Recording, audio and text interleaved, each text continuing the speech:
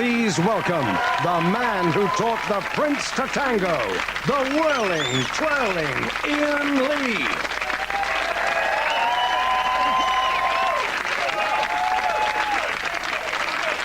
Yep, it's all in the hips. Welcome to the 11 o'clock show on Thursday, March the 11th. Taking to the floor with me tonight and making me look like a right proper Charlie, representing home county South, it's our very own Ginger Rogers, Daisy Donovan. And partnering her is the 11 o'clock show's answer to Fred Astaire, Mackenzie Crook. Swat. But now it's time to sweep you off your feet while Buenos Aires burns as Tommy Vance body pops into a headlining frenzy with today's big stories in his news slam. Thursday, March the 11th, and the government announces the biggest shake-up of the Common Agricultural Policy since the introduction of the flymo. Farmers are so furious, they're moving bits of shed and blowing blue and orange whistles. Why? Because they're terrified that in 6 years' time, a loaf of bread might be 3 pence cheaper. My God! If I was a farmer, I'd be moving a shed too. From farmers' riches to football pitches. And going, go! Wembley is sold to the FA. They're planning to turn it into a football pitch. Oh, what is it at the moment? Chopped liver? Old teammates Charlton and Hurst seem pleased. I'm not surprised. They've seen each other's cocks. From Dick and Bobby to Big Ears and Noddy, and talk radio rocks to the sounds of MC Blair and Snoop Doggy Brown. They're telling what it's like to be next-door neighbours. Gordon says Blair plays rock and roll into the night. What's that covering up, eh? Tony's grunts, Sherry's groans, Ewan's young tears. Who knows? Gordon can only stand with his glass to the wall and listen. From 2 old bores to girls on doors, and women get the nod to be bouncers. About time! I think women should be able to do everything that men can, except vote!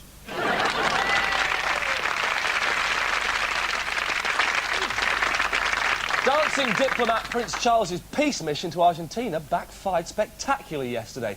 Far from patching things up with subtle words and whispers, the People's Prince behaved like a TV neighbour from hell. Fred West could have done a better job, but he's dead and not a fit subject for comedy.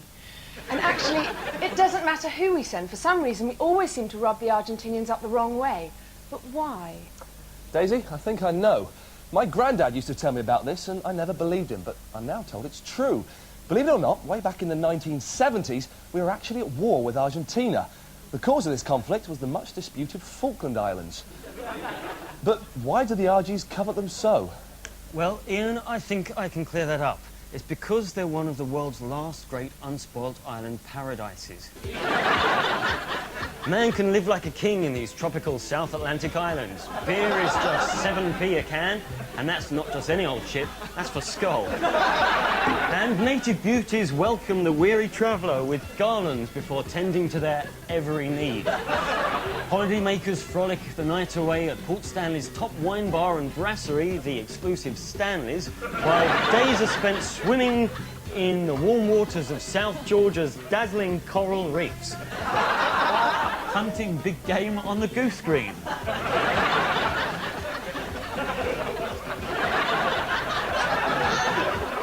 A 2-week stay in the Falklands, self-catering at the 2-star British Army barracks on the East Island, with a refuelling stopover in Ascension Islands, will cost £2,000. Remember to bring a mine detector, a body bag, and your own entertainment. Next week, Iain takes a pony-trekking holiday in Kosovo, and I'm off on a stag weekend to Thailand to see how many ladyboys I can leave dry. Can't wait. A report in today's papers claims that the more sex you have, the younger you look. Forget Oil of Yule. As a 53-year-old, I can vouch that the claims are true. Mackenzie, on the other hand, just living proof that too much masturbation makes you look like a cheerful corpse. That's really sweet. Thanks, Daisy. It's okay. To take a closer look at this radical new theory, Iain Lee. Hello. Hola. fella went out on the streets to ask men and women about poking. So having sex 3 times a week can keep you young. A week? An hour more like. Anyway, I've come here to find out if the great British public really believes that sex is the key to eternal youth. Or is it just an excuse to shoot your load over a lady's knockers? How do you do it? Oh, I don't know now. Probably 3 to 4. 3 to 4? And before that, it used to be more or less every day. You do it 3 times a night? Oh, well, I had sex last night. It was about the last one. I don't know. How long, it's not too really a question, how long did you last night? Last night, I was on form last night as it goes. Probably about half an hour. How many girls have you, 10. Shut up! Have you 10? A list has been drawn up of what different acts, how much younger they make you look, how much more they add to your life. For example, kissing. Just normal kissing adds 5 seconds. French kiss adds 10 seconds. If I can just run through a couple, if you can try and guess how much longer they add to your life expectancy. Touching the boobie. 15, 20? 15 seconds, that's right. Bringing your partner off manually. How much longer do you think that would add to your life? 30 seconds? I think it's a couple of minutes actually. How about a pearl necklace? How much longer do you think that would add to your life expectancy? Nothing for me. If it was scientifically proven that tossing off Bill Maynard actually extended your life by 10 minutes for each round, would you toss him off? I would never toss him off, no. If you knew that by tossing off Bill Maynard you could live for an extra year, would you do it? No. An extra year, think about it. An extra year, all you've got to do is get Bill Maynard's winky, crack one off. No. You wouldn't jostle him for a year of life. No. You wouldn't help him shiver a beauty just so you could live for 1 more year. No. And if it was scientifically proven that by you being chained to a bed covered in baby oil and having Rod Hull bring you off using Emu's mouth, that gave you an extra 5 years of life, would you do it? No way, mate. So it appeared that even given the chance to keep their good looks forever, the British public would still rather roll over and go to sleep than get down some serious good loving. This has been Iain Lee, the 11 o'clock show, London. Now, we like to think of ourselves here as an open book. Ian's the capital letters, I'm the margin, and I see Mackenzie as the page numbers. Now, obviously I'm talking shit, but not as much as I did at the British Book Awards. I'm here at the 10th Annual British Book Awards, celebrating all that's best in the book world. Books have told 1,000 stories, and tonight, I think I'm going to hear a few more. Explain, then, how you go about writing a book. An idea will come out of the blue.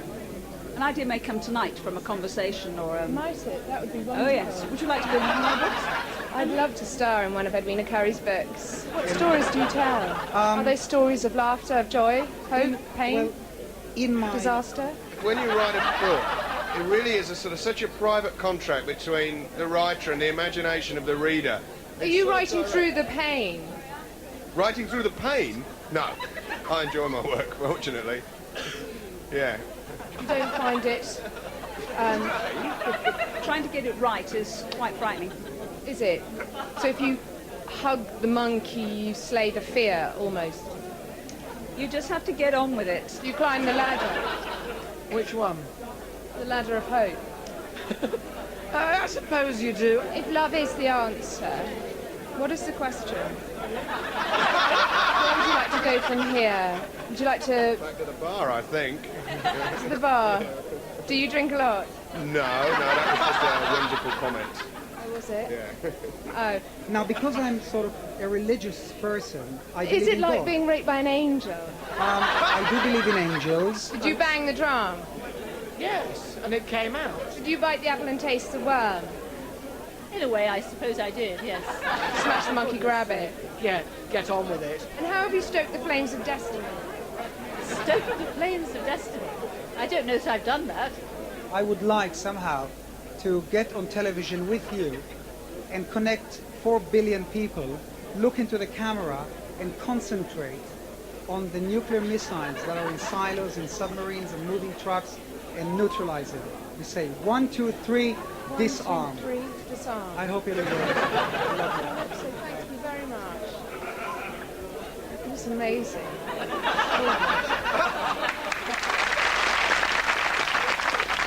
Yuri Geller there, and what a bender. Of spoons. It turns my stomach. And let's see if Ron Davis does the same to Simon Michael Simon. See you after the break. Simon Michael Simons here. Mr. Norman sent me here to get the autograph of ex-disgraced Welsh Secretary for Wales, Ronald Davis. I've got my book. I'm a little bit nervous and tense, and hopefully I won't be sick. So, wish me luck.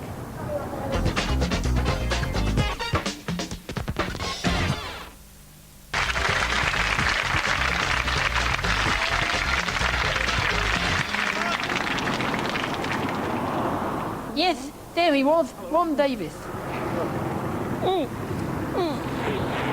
No, I've been sick. I'm sorry. I'm sorry, Mr. Davis, I was sick, I'm sorry. Yeah, I can see that. I'm sorry about that, I'm sorry. Can I have my book back? I'm sorry I was sick. I'll probably need some form of diffused tissue. That didn't go very well. Welcome back to the 11 o'clock show. Just time now to make a formal apology about some of the comments made in our interview with media tycoon and rock legend Sir Bob Geldof in yesterday's show. We now realise that we may have caused offence to Lord Bob when we asked him how he killed Michael Hutchins. We also accept that conducting the interview with a belt around my neck and my trousers around my ankles was wholly inappropriate and could have given off mixed messages. Also, when we played this superb track featuring the great Bob at work... I don't mind if you go, I don't mind if you take it slow. I don't mind if you say yes or no, I don't mind at all. I don't care if you live it, couldn't get this hit. We realised that this could well be open to misinterpretation and would like to say that we in no way meant to imply that he is a no-wife, money-grabbing, self-promoting, fucked-up old has-been who was shit then and even worse now. And, Bob, if we did upset or annoy you, we are sorry, but not as sorry as Michael Hutchins. Now, I don't do the lottery, it's unfair, there's hardly any chance of winning, and I'm certainly nobody's mug. But seriously, what Britain needs, more than a decent health service, more than quality education, is a great all-new betting system. Get that right, and everything else falls into place. Always one step ahead of the pack, we are very proud to present the 11 o'clock show betting service. We've even got our very own bookie, ladies and gentlemen, Jonathan Raab.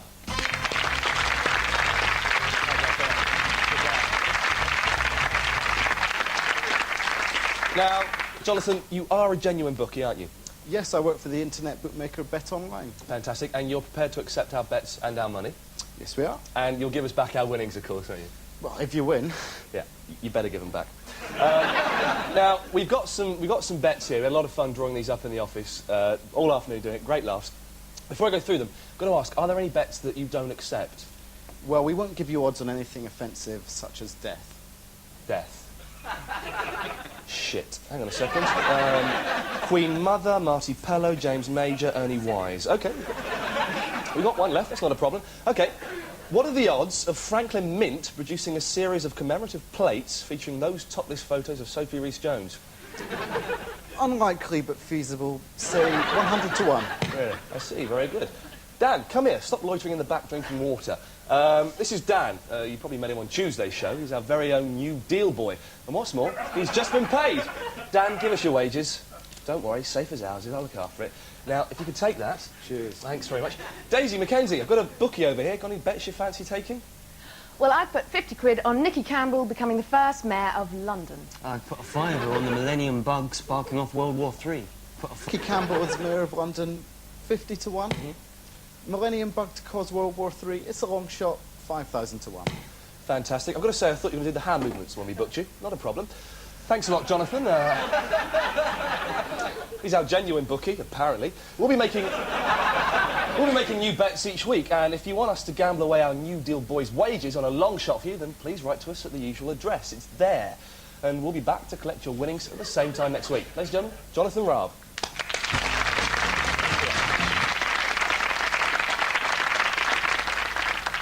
God damn you, Vanessa Feltz! If it wasn't for you, we'd still believe in the tooth fairy, God, and television. Our lives have been shattered by your show's lies and fakery. You stole our innocence. You just can't help yourself, can you? Look at today's star. Do you really expect us to believe that this isn't just another one of your cynical setups? Who's he? Your son? Just how low can TV go? We'll show you how low TV can go. Paul Garner, our very own rogue documentary faker maker, will show you exactly how it's done.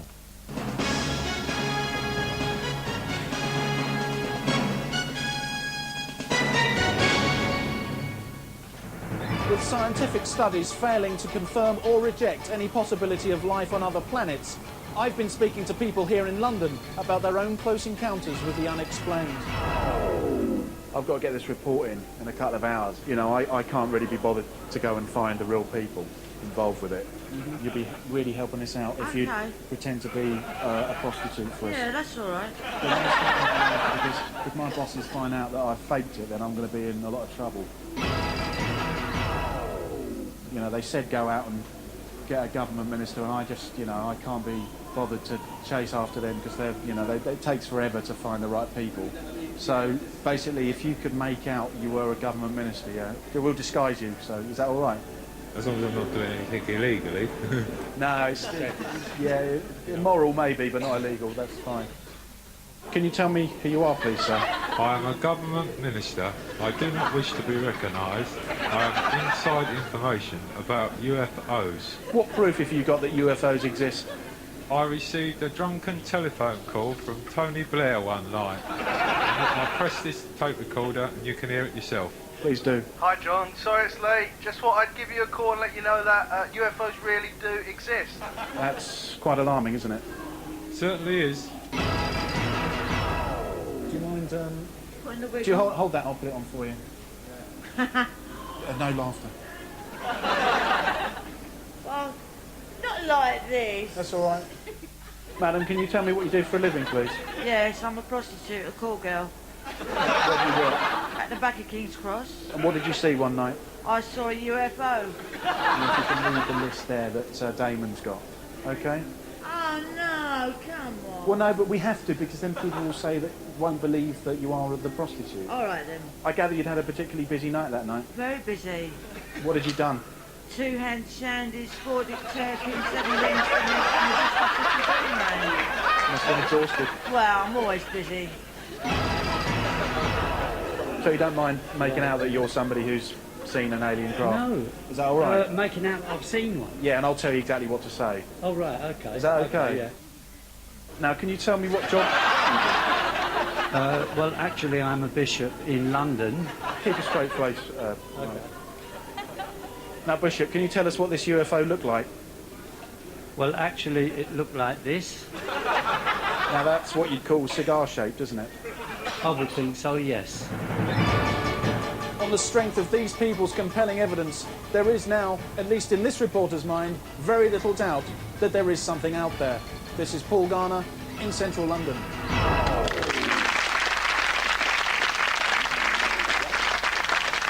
Now, the nation was shocked today by the news that Lady Di's grave is no longer the hottest ticket in town. A mere 5 years after a violent, untimely death, everyone has stopped grieving, except, of course, her father, King Al-Fayed. Where's the caring gone, Britain? How soon we forget. The situation's so bad that the grave's caretaker, People's Prince Earl Spencer, has resorted to writing letters to punters, begging them to return. Well, we're not standing for this, and we're going to help. We put our top man on the case, marketing middle manager, Mackenzie Crook. Well, Ian, I've already started up a leafleting campaign. Come to Lady Di's grave, please. As you can see, we've got some fantastic discounts this summer. £1 off with a Waitrose reward card.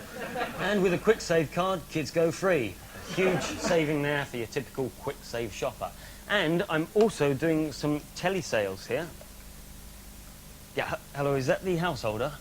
Wonderful. I was wondering if you'd be interested at all in coming to Diana's grave. Diana Al-Fayed? Have you ever considered the benefits of visiting Diana's grave?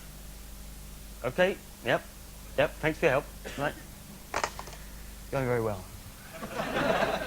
Obviously, no one's visiting the grave because there's nothing to do there. Let's be honest, if Lady Di was alive, she wouldn't visit this. She loved places like this. We've got to fund this focus of national grief up a little bit. That's what she would have wanted. And who better to do that than our resident theme park expert, Mackenzie Crook? Thank you, Ian. Now, I think we should go fun crazy with this place, and what better amusement is there than the Hall of Mirrors? Makes me look really skinny. I'm getting slimmer and slimmer, and I've reached my ideal weight. Look gorgeous, but feel a little bit sick. And what about this? Henry Paul's Paris Rally, and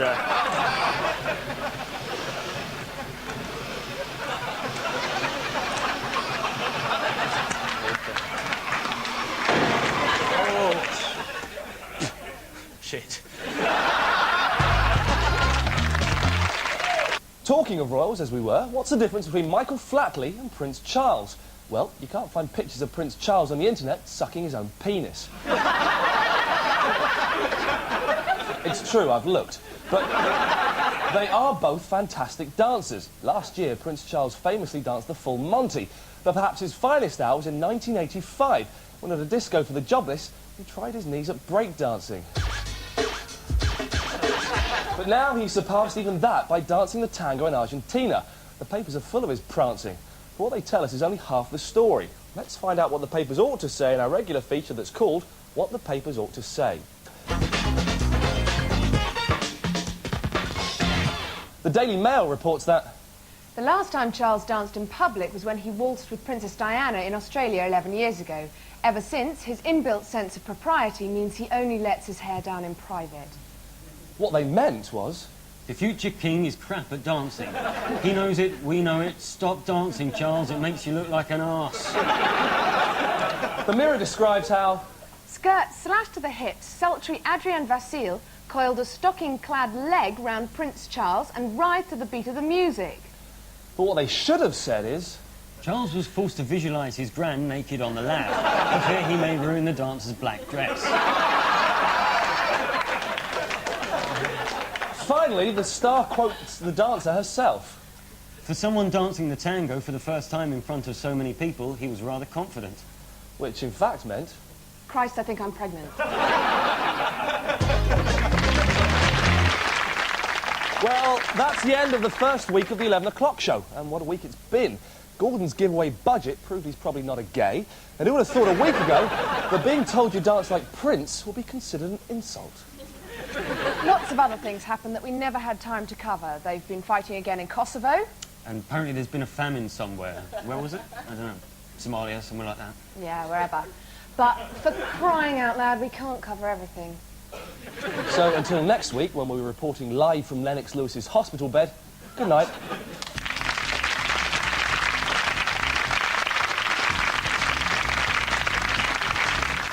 And that's Tuesday to Thursday, only on 4.